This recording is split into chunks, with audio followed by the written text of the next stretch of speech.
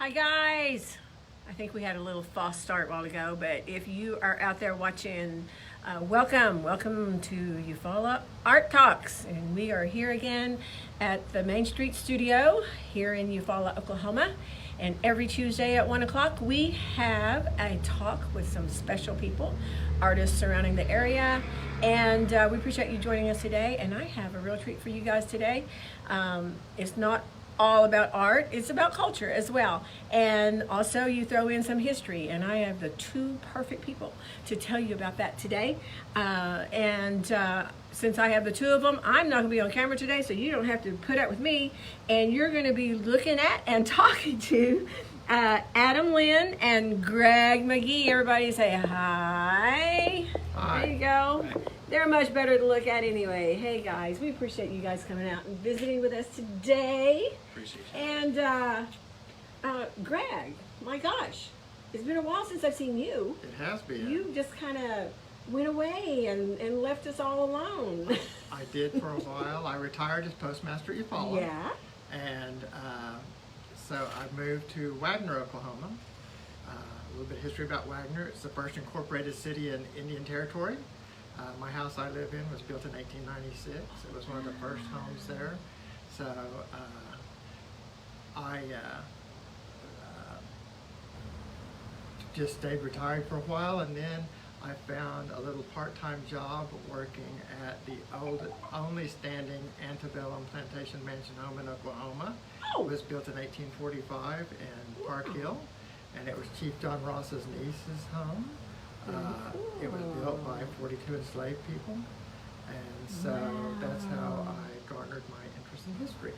Wow. Well, that is very cool.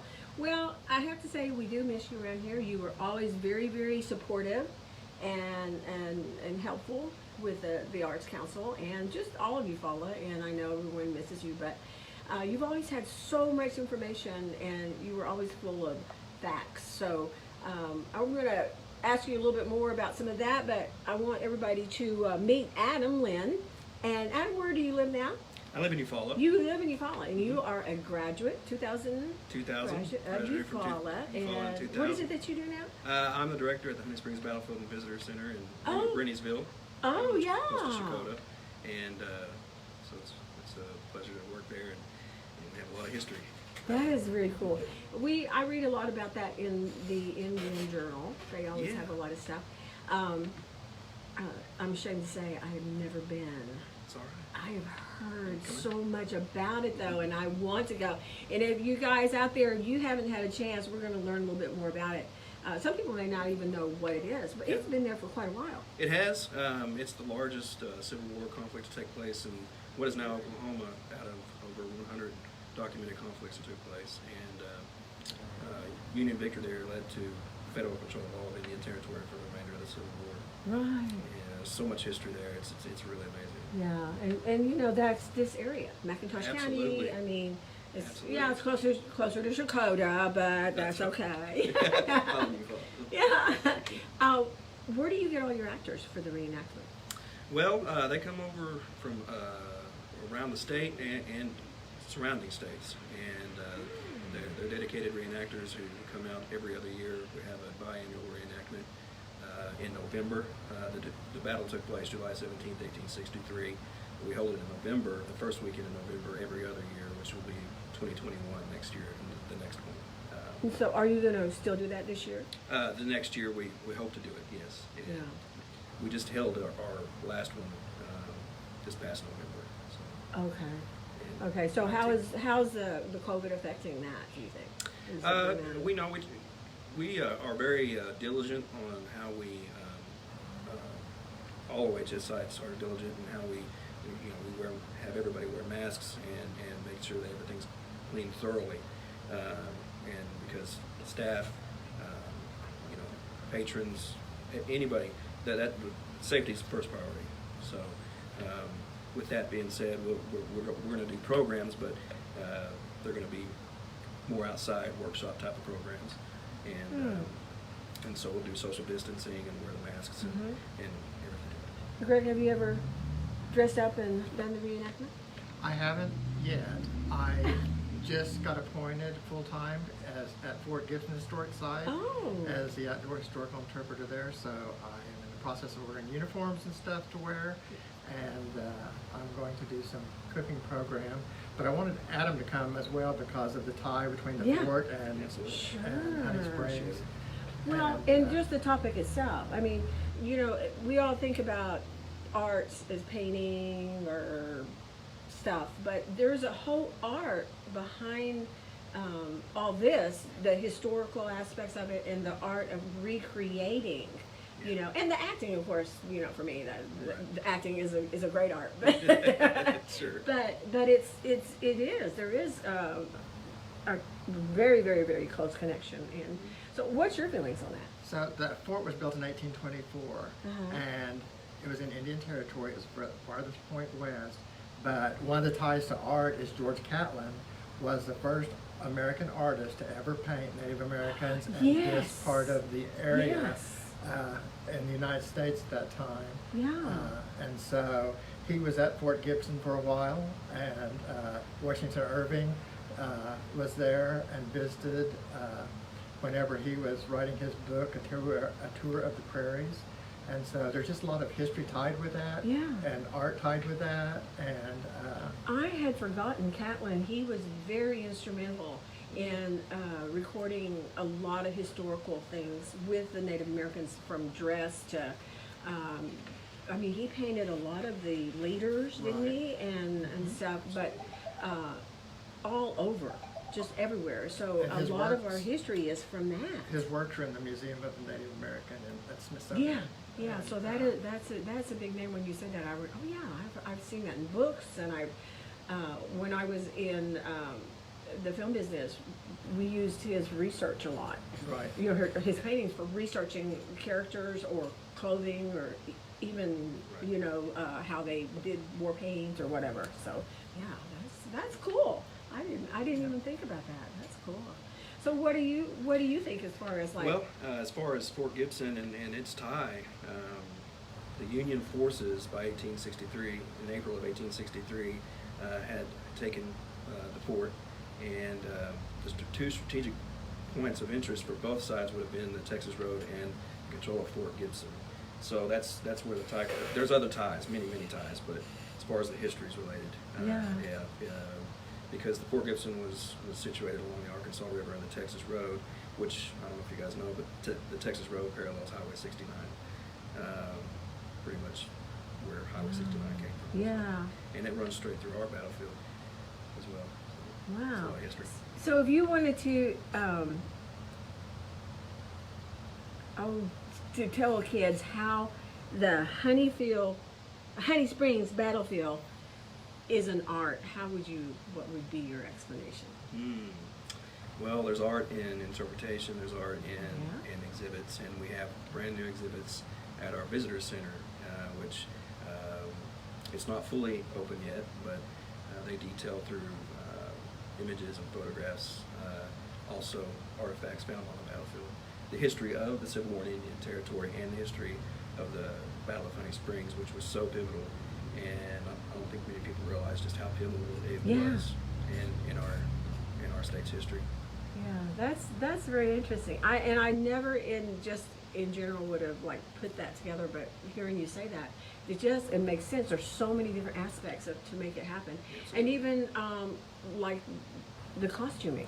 Right, and so that, you know, there are reenactors who we rely on, and other people within the Oklahoma Historical Society that are very good at reenacting and providing the clothing and the appropriate attire and period appropriate items that would have been at the Battle of Honey Springs. Would you consider it more than a hobby? Probably so. Yeah.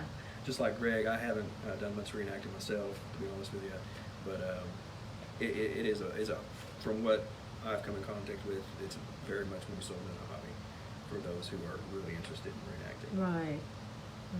Wow. Now, what about you, Greg? You know, I try to create an experience for people when they come to visit. So one of the things I do, we have stocks, and so I let the kids get in the stocks, and I have a ton of people who did that clear back in 1959. When I was born, the fort was reconstructed from the original in 1936 as WPA, and the original fort was destroyed by flood and fire. But so I have pictures of myself as a child in those stocks, and I have people come back as adults and recreate those pictures and give them as Mother's Day gifts or Father's Day gifts. And so I'm about creating memories. When I worked at Hunter's Home, I would take people out on the porch and I would say, I want you to close your eyes for a minute, and I want you to picture a driveway a mile long lined with catalpa trees and 1,000 peach trees and an orchard on each side. And so it gives them an idea that that was a working 800-acre plantation. It was built by 42 enslaved people. And it's a 4,500 square foot home that was built in 1845. And 95% of the furnishings are original to the house. Oh my gosh. And they're either Ross or Merle family pieces. So that history, you don't get that very often. Now, where's that located? It's in Park Hill, Oklahoma. Park Hill. Just outside Tahlequah, where the Cherokee Nation. Okay, okay. Yeah. And so like at the fort, for instance, Choteau had a big influence. He was a fur trader, but he also served, because they liked him so well, he served on the Stokes Commission, and as far as getting tribes set up on the rolls, and so they, the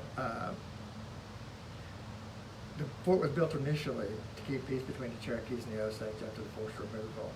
And so I tell people that story. I tell them about the Native American history. The first settlers there were the old settlers of the Catawbas about 1817. And then there was, prior to the removal, there was a group of what they called a treaty party. There were 4 men, Elias Boudinot, Major Ridge, John Ridge, and Stan Wadey, who illegally signed a treaty in Newchota, Georgia on behalf of the Cherokees, and they honored that treaty. President Jackson did, which led to the removal in 1838 to 1839. And so them, along with about 5,000 other Cherokees, came during that time, and they were called the Treaty Party. And then the final group to come was the Removal Party, or the Ross Party, and that's where they lost a quarter of their population on the way. Yeah. And there's not only the Cherokees, but the Creeks, Choctaws, Seminoles, Chickasaws. They've chose that location at Fort Gibson because of its location on the river and its location with the proximity to where the 3 rivers, the Arkansas, the Verdigris, and the Grand all combine and meet. And so they had ships that came up and brought supplies. And at one time, I was reading where there were 17 ships, or boats, steamboats, that were there. And there's still an I-beam that's driven in the rock ledge with a ring on it where they would ferry people across. And so they talk about that, bringing people across from one side of the river to the other on those ferries or keel boats. Well, now, is it open now, the fort open for the public? Okay, and what measures do they take for? So we practice basically the same measures that were set up for the Oklahoma Historical Society in the state. Masks are required, 6 feet distancing. We maintain our facility, make sure everything's clean, restrooms and everything like that. And for anybody who doesn't want to wear a mask or feels like they can't because of health conditions, we just ask them to come back at a later time whenever it's safe for everybody to be at the fort. So the fort is on 80 acres. And so it's kind of spread out. We have a hospital they're renovating into, it was built in 1870, that they're renovating into our new visitation center. And we have the commissary, the barracks that are up on the hill, the original oven from the bakehouse, and it's got a new building around it, but the oven is original. And then we have the adjutant's office and the old blacksmith shop. And then down where I'm at, I work in the stockade itself. And so it's 1/3 the size of its regular size. They built it on a smaller scale as the original. So, and there's Jefferson Davis was court marshal there. Robert E. Lee came through there on the way to the Mexican War. Uh-huh. Nathaniel Boone, Daniel Boone's son, served there. Gosh. And so there's just a lot of amazing history that, Yeah. you know, at 59, I didn't know about it until I started working for the Historical Society. I can't And it's remember the just- last time that I've been there, but that's interesting. What's the hours? So we are open from 10 a.m. to 5 p.m. Tuesday through Saturday. We're closed on Tuesday Sunday. through Saturday. Oh, awesome. So do you think, like, when you said you were there when you were a child, is that kind of what created your passion for history and got you? You know, I fostered 21 kids and I adopted 4, and my children are older now, and so I wanted to go back to work, and so I went to Hunter's Home, and I'd always liked it there, and they had a position open, and I didn't get it, and so later on I went back to an event they were having, their Antique Agriculture Festival, and the guy there said, hey, I've got a part-time position, would you be interested in that? And so from there, I just started going, and I volunteered a lot, even though I was still getting paid for some hours. I could only work 999 hours a year, so I volunteered a lot, and I became a member of ALFAM, which is the Antique Farming Living History Association. Last year, I had to pay for myself because I wasn't a career employee, but I spent 7 days in Midland, Ontario, Canada, and at a place called St. Mary's among the Hurons, and it was a old fort that was built in the 1600s by Jesuit priests to minister to the Huron Indians, and Wow. so I got to see a lot of. So you just kind of found your I new love love, it. and you're just going with it. I love it. That's I'm great. passionate That's about great. it, and now I take my kids every weekend almost that I'm off, and we go see something historical. Yeah. Last week, or weekend before last, I took them to the Boolinger Mansion, which is an old Osage mansion. It was built in 1910. It's a 5,000 square foot home north of Pawhuska, and it's where they filmed the movie August Osage County. Oh yeah. And so it's abandoned, Yeah. but it's just an amazing home. And to think that they sent that to the mail in 1910 is just. And it's a That's 5,000 square amazing. foot home, and Well, people still has time to go and do this before school starts, they do.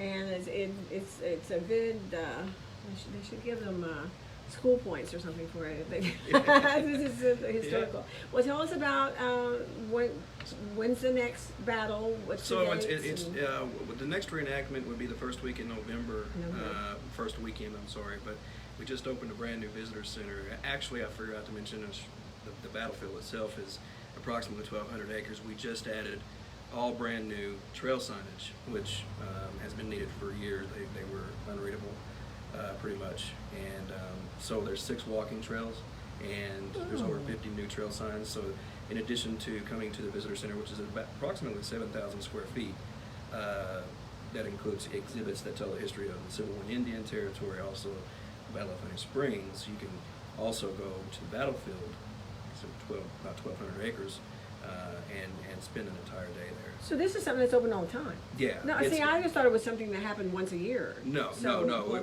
We're open Tuesday through Saturday, 9 to 5. Oh. And the visitor center is currently, we're currently working on our permanent exhibits, but we're getting very, very much closer to being finished. And that's so close to home. Yeah. And people don't realize that. I am so glad to know that. And it's wide enough you can social distance. Absolutely. So you come in and we can only allow 10 people at a time inside the visitor Oh. center itself. Uh-huh. But obviously require masks. But when you're out on the battlefield, you can socially distance and you're outside, and it's Yeah. beautiful. I mean, it's beautiful as well. So, Wow. and thirdly, another important aspect of the history is it's thought to be, if not one of the most culturally diverse conflicts to ever take place in the entire Civil War. You had American Indians fighting on both sides, and then African Americans also, former enslaved African Americans from places like Arkansas and Missouri, and they had marched down from Fort Gibson on the night of July 16th, 1863, which the battle took place July 17th, 1863. So Wow. Okay. just so amazing history. Tell me the hours again for the. It's Tuesday through Saturday, Okay. 9 a.m. to 5 p.m. To 5, Tuesday through Saturday, and it's called the Honey Springs Honey Springs Battlefield and Visitors Visitor Center. Center. Okay. And Greg, the Fort Gibson 10 to 5, 10 to 5. Tuesday through Saturday. Okay. All right, guys. Well, we are running out of time. It's so interesting. Time just flew. I really appreciate you guys coming out and just sharing that. Any last words for maybe kids that are interested in becoming involved in history, or? I'd say, go ahead, Greg. Visit your historic sites, and if your children, I teach my children history now that I'm involved in it, and so that hopefully will kindle a fire in them to go into living history and do things like that. They volunteer. My kids, Callie has plowed with horses with a team of Clydesdales and plowed better than us, but and that's getting them involved in that, and they know how to grow corn, they know how to grow garden, and it's teaching those things that I think helps get them interested in things like that. Yeah, awesome. I would also agree, and also our new exhibits that are in place. We're actually going to have another exhibit here the dates to be determined. That's going to be a 40 theater, and it's going to detail the Battle of Honey Springs, so you kind of have an immersive experience. And same with Greg. The visitor center is state of the art, and the battlefield, which has been there for a while. We finally have brand new trail signs, so you can come out there anytime. Come to the visitor center as well. We have a great gift shop as well. That is awesome. Well, thank you guys for being with us, and sorry Appreciate you time having is us. just No, you're flew good. by, but I appreciate you guys. Yeah, go ahead. I would like to say one more thing. If you're interested in becoming a friend of the fort, contact me at gmcgee@okhistory.org, and I think probably the same way It's as Adam. Lynn at okhistory.org. We're very dependent on our friends group. for We sure support. are. Absolutely. Okay. All right, guys, we're going to wrap it up. We went a little long today. Appreciate you guys joining us. Again, go to our Facebook page. All the information that we just talked about as far as how to get in touch with these guys will be there. And we will list their email addresses and the information. Again, you guys, they just proved to us that history is art. Isn't that amazing? So art and culture together was a great interview, guys. Again, thank you for coming and being with us. I just want to tell those hours again. You guys, right close to home, all right? And even Fort Gibson's not that far. Time to get out. You got a little time before school starts. Go on a little day trip. Go down to the Honey Springs battlefield. It's in Renniesville, which is Renniesville, just kind of north of Chakotah, right? And up the road is Fort Gibson, so they all tie together. right, open Tuesdays through Saturday from 9 to 5, and then the Fort Gibson fort. Is it just a fort? Stockade. Stockade, open Tuesday through Saturday from 10 to 5. Thanks for being with us, guys, and see y'all next week, 1 o'clock on Tuesday.